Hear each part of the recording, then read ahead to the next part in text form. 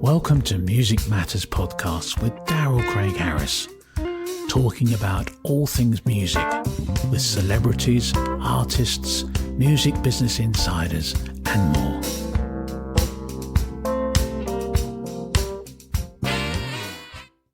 Avery Lynch, how you doing today? I'm good. How are you? I'm awesome. You have such an awesome voice, and you're such a great songwriter. I just discovered you, and I wanted to chat and kind of catch up and see what you have going on. I know you have a new single out, "Dead to Me," that came out April 25th. A new music video. Yes. So you got a lot going on. How are you doing? I'm doing good. It's been busy, but really, really fun, really exciting. Lots of things in the works. So lots of good stuff. Awesome. So how you have, I think it's 3 albums, but then you also have EPs and a lot of singles out. Does that sound right? So I have they're actually all EPs. They're just long enough to like in Spotify and Apple be like considered an album, but I haven't had my debut album yet. That's something that I'm looking forward to doing in the future. I just have like LPs essentially. But yes, lots of EPs, lots of projects. Yeah, and it seems like Spotify is kind of these days it's kind of driven by singles. Would you agree with that or? Yes. So that's why actually the last like 2 rollouts for me have been a like every 6 to 8 week single, and we kind of roll out a project as more of a collection. So it's a fun way of going about it, and it gives more eyes and ears on each song.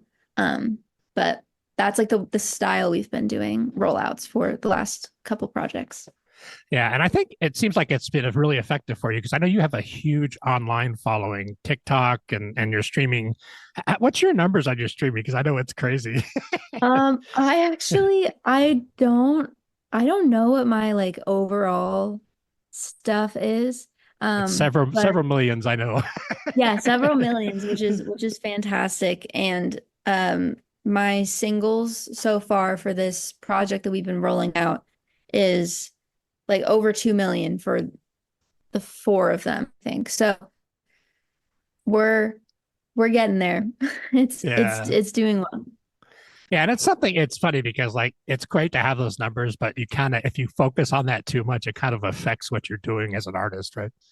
Yes, exactly. So I don't even know. I haven't even calculated what my actual like overall streaming is, and I think like in a couple of years. So I don't really know where I am in that. I just like to see new songs and like old songs kind of pop into that like 1 million, 2 million, like just it climbing into that is pretty cool. That matters more to me, I guess, numbers wise, is just like having an even spread of like love across the board, and having like old songs and new songs all be kind of sharing the spotlight. A big fear of mine was always like not being able to like surpass my past self basically. But I feel like I continued to have like a couple of songs at least per project that really take the lead. And so that's good. So I'm happy. Yeah, and I think and I honestly believe I think that's the best path because again, you don't want to be. It's better to just be who you are and let people discover you, which you've done an awesome job at. How did you develop your style? Like, who were some of your early influences as a singer songwriter? I grew up listening to Billy Joel, Elton John, Sarah Bareilles, a lot of the like piano player singers, because like that's the lane that I went into. I started with piano and then I incorporated singing and other instruments as I kind of went along, but it started with piano and piano compositions. So I was super inspired by artists like them. And then as I got older and I started listening to music that wasn't like my parents' music that they were playing me, Right. I dove further into Sarah Bareilles' stuff. So she's actually my favorite artist. And then artists like Sleeping at Last was a huge, huge inspiration for me, songwriting wise and compositionally. And that's where I kind of gravitated towards like that, like cinematic-y kind of a soundscape. That's where I pull a lot of that from. And then as I got older, I started listening to more like folky artists. There's a band called The Lone Bellow that was like my favorite band for a long time. I went to like two or three of their shows with my dad. And I love their melodies and I love their inflections and everything. Artists like Lennon Stella. I grew up kind of just like taking little like tools, I guess, and little styles just from like listening to them all the time. Um, and yeah, and I guess that created this. Yeah, and you have a unique, intimate sounds like a funny word, but like a very personal style. Like I feel like you're right sitting next to me when you're singing, and that's Mhm. such a unique thing, you know. And you have a very signature voice, which is also like a lot of people would say, people like Dolly Parton or people like that. Like you hear a couple of notes, you know who they are, and that's. Yeah. Do you think that's a pretty rare thing? Did you purposely work on that, or is that just a natural thing for you? Honestly, that's just my voice. I struggle with being able to do cool vocal things. Like I can't belt and I don't have like crazy vocal abilities. My voice is pretty small. And so I found a lot of like style in its size, I guess. And I tried to surround myself also with like music that is similar like that to be like you don't need to have a big American Idol voice to be a Right. singer. And Exactly. Yeah. like and my songwriting also is like well that goes hand in hand. I'm like just as much a songwriter as I am a singer. And I feel like those two work together. And if I had a big belty voice, I don't think that my songwriting would really match. Because they go very hand in hand. But yeah. Yeah, and it's interesting because like yeah, the American Idolish thing has become a thing, but Yes. what I really like about you is you're a really good blend of vocals and songwriting. It's very equal, Thank you. and that's like again that style feels very personal. What's some of your motivations like when you sit down to write? Is it something that you schedule? What's your process for that? So I don't write, believe it or not, super often. And it's kind of like on a whim. Like it's sort of just like, oh, I have an idea and I'm gonna go for it. And I never really write a song in a sitting. It's always like a very gradual process over the course of like days, sometimes weeks, sometimes months, and just for like one song. And it's just I just don't like to force it ever. And I think that's more of what it is. I only really work on something when I get ideas. But I normally start with either a melody or a like a line that the whole rest of the song is kind of based around. And when I'm writing, the thing that kind of motivates me is like sending like that feeling over Hmm. because the way that I listen to music and the way that I like enjoy it is very much how it feels. It's like, oh my gosh, this song feels so good. It has this like it captured this one feeling so well. And those are the songs that I like obsess over. And so I just have it like I'm now obsessed with like being able to do that and I have been for my whole career. So when I'm writing something and I'm able to say exactly how I feel and Hmm. get this exact feeling, and it's normally some kind of like sad sort of unrequited love feeling or something like Yeah, that. because But your songs are they're very story driven. It feels like. yes, they are. And I just want to get that feeling across, and that's the motivation for sure.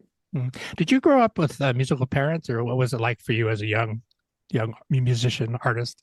Yeah, they did not do music. Nobody in my family is a musician, but they love listening to music. Everybody's a huge music lover. And so Mm. I think it was just like growing up around people who need to be listening to music 24/7. Both my mom and dad are like that. They're not together anymore, but that was the thing they had so in common was n like neither of them could exist in silence. I always had music playing. And so I think it was like growing up around all the music. But no, nobody ever played music. I think my mom played guitar when she was like a kid, and that was it. And then Yeah, so I don't really know. yeah. It's because it's great too because having all those different musical influences. Like I've always been somebody who I'm a musician as well. I've always been somebody Mhm. who listens to everything because I can find great stuff and almost in rap or into metal or whatever. Yes. I don't care. Yeah, yeah. It's anything I say anything that catches in my ear, I like. Because I'm a very like melody driven person. So if there's a melody that's catchy that I like it, it's going to be like any song from any genre, and it doesn't matter. Yeah, exactly. Your production style is really cool. And so how do you like when the latest your latest single came out, the production is really cool. How do you come up with that? Is that with you just on your own? Is it with a producer? What's your kind of thing with that? I am normally like in this last project, I've been co-producing with a producer who happens to be my boyfriend actually. We've been together my entire career and he Oh, writes it wow. and we produce my songs, like most of them together. And this project we've kind of taken like a new step towards like, I don't know, just doing more production, like making the songs more produced out. And it's been a very like almost like a conversational sort of like setting when we're making songs. Because I have the song fully written and I always like even when I go and I work with producers outside of like my boyfriend, I always bring the song fully written. So I never write a song in a session. I just like can't do it. So I bring a Yeah. song fully written. Because that's a lot of And pressure when you have to like the clock is yeah. ticking and the money is ticking and Yeah, and like what if I don't like it? Like I have to know that I'm obsessed with it and that I want it out and I have a vision and I know exactly what I want. And then like because I'm kind of a control freak when it comes to the song, so I need it to be yeah, like it's your baby, right? It's your child. yes, exactly. So I always bring a song fully done. And in the other like situations and environments where I'm writing or not writing, when I'm producing like with a different producer, they are normally like taking the lead and I normally wouldn't get like a co-production kind of a thing. I come in with like this is what I want it to sound like Mm. and then they kind of take it. And over the years of doing that and also working with Jordan, my boyfriend, I've just like gotten more of an ear for production and so I can contribute more, which is really exciting. And so Dead to Me was actually like it really, really was a team effort. The two of us coming up with like all of the components for it and being like, this needs some high end something to give the song lift. This needs some driving like movement. This needs some texture and like finding things for that. We've been playing around with a lot of organs and stuff. Apparently organs sound nice because they're like synths, but they're not. Yeah, Um they're very organic sounding. That's yeah. yes. Um, so we've just been kind of like playing around with it, and each song is different. And each song we're like, oh, I don't know if we're capable of this. And then we do it and we're like, wait, we kind of made exactly what we wanted. And so we're surprising ourselves each time. But Mm. yeah, it's been really fun. I really like the production side of it. Yeah, and it's important, I think, for an artist too to kind of create that safe space in the studio Mhm. where you can, and also to having some control over it, where you don't feel like you're just a passenger on the ship, right? Yes, exactly. Because there's so many situations where people kind of take your song and they do a thing to it and it's like, oh, well, that's not what I wanted. But they're like, oh, but I like how this sounds. And then Yeah, and we spend a lot of money, so we got to put it out. It's yeah, kind of exactly. it's And that that's thing, I it. know. Yeah. So you become so like stressed as an artist in a session because you're like, please turn out how I want it to, please. So yeah. Yeah, and I hear it when I'm listening to your songs. I'm seeing like movie soundtracks and TV show soundtracks. That's the goal. That's like literally the goal. It would be a dream to be in a movie. I actually just the other day got a DM from one of my fans who sent me a picture of it's an arc of a book. So the book isn't out yet. It actually comes out on the 14th, but it's the arc of it, which is like a little, I guess, Synopsis, kind of. yeah, Yeah, synopsis that the author sent out to a few, I don't know how many, but like a limited amount of people.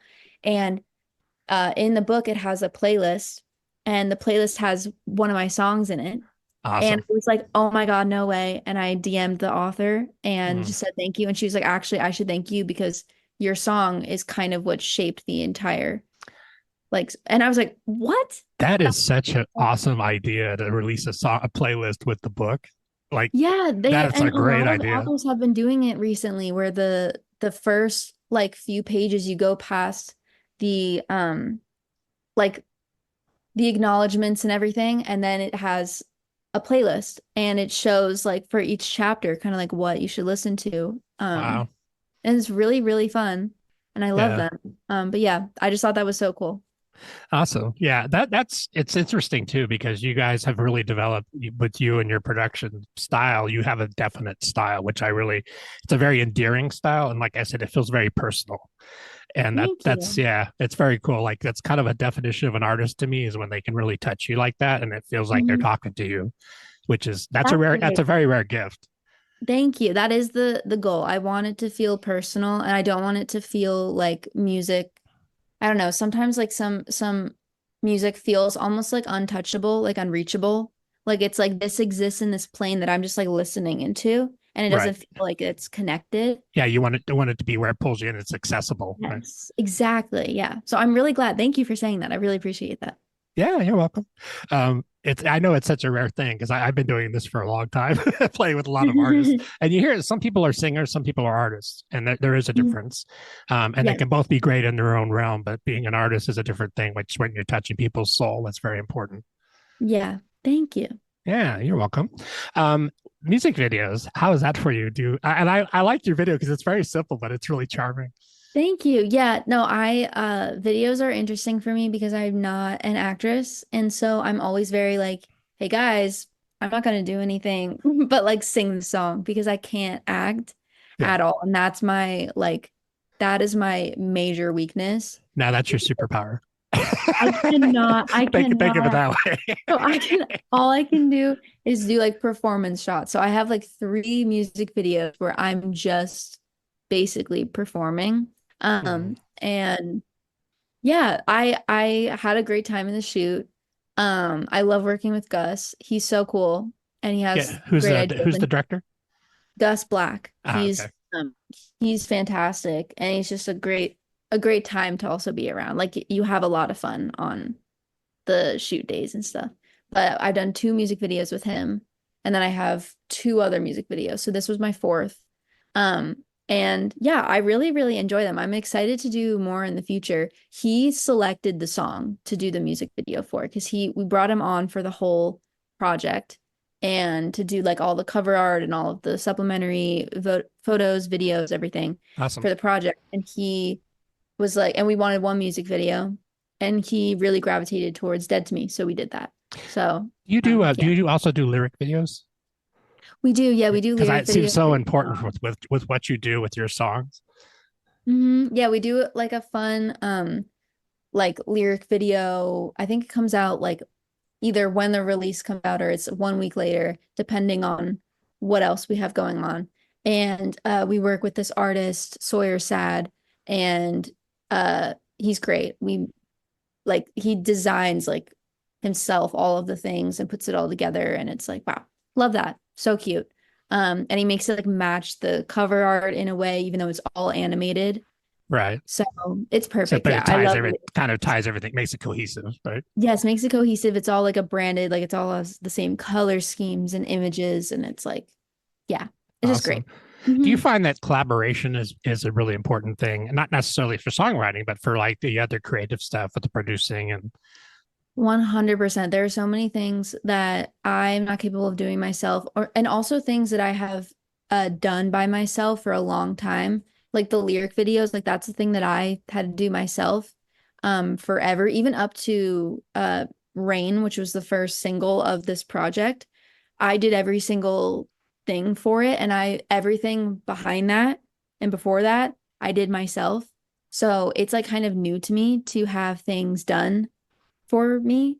yeah, and there's Honestly, a and like it's a little cool. element of control you have to give up to, right? Yes, exactly. So trust And is a big part of it. it is. And there are things where like we had Gus do all the photos, but I actually put together what goes with what song and I put the words in like on the cover art and I made the canvas that plays behind the song on Spotify. And like I still obtain a lot of that like control because I've just been like that. But there are things that I've let go, like the lyric videos. I don't need to be doing that myself on my iPad when someone can do it professionally way better than I can. Yeah. And things like that. And it can be overwhelming with everything as you because I mean you're now becoming a very popular indie artist. You already are a popular indie artist, and it becomes a situation where you physically cannot do everything, right?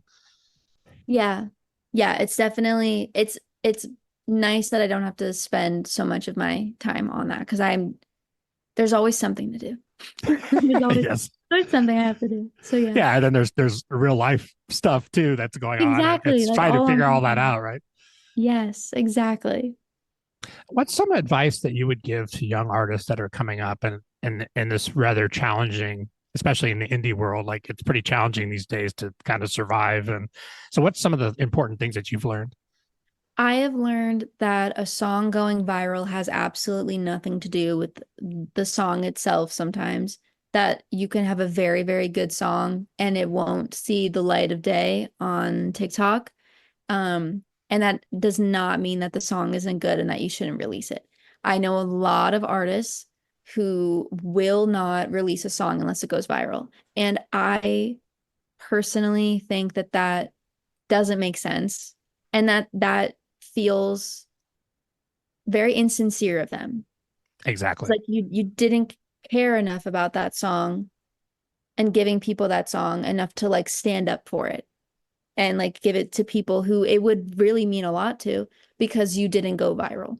When it's like you don't know, like I have songs that now go viral that I released in 2020 and 2021 and it's like well that was years ago and if I didn't release it or if I didn't release it then because it didn't go viral then like well it went viral now in 2025 and in 2024 so it's like I don't know. I just feel like if you know a song is good, then you should stand behind it and you should believe in it. Because if you like it, someone else is gonna like it. And yeah, that's like Yeah. my like big thing is if you like it, someone else will believe in it. You got it. Yeah, and the thing is too is that people like I just discovered you, and then I go back and I listen to your other songs. I'm like, oh, this is everything's great.